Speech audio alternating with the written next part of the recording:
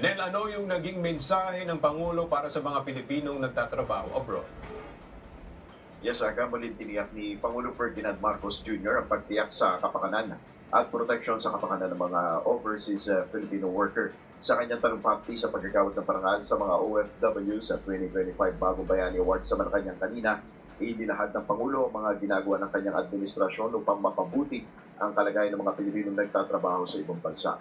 Tulad na naman ng paglulunsad ng eGov.ph app at paggamit ng electronic card.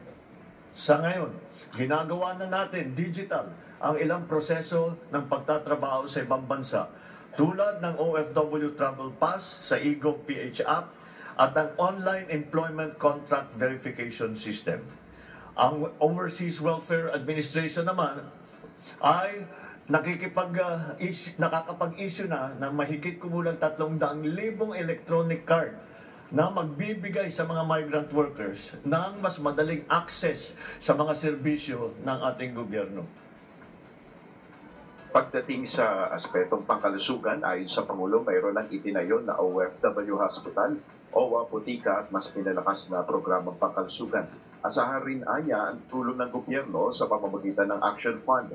Ayon sa Pangulo, mahigpit rin ang pagpapatupad ng seguridad sa mga OFW sa pamamagitan ng paglaban sa human trafficking. Binigyan din ng Pangulo ang patuloy na suporta ng gobyerno sa mga OFW. Yan muna ang ating update. Balik sa iyo, Aga.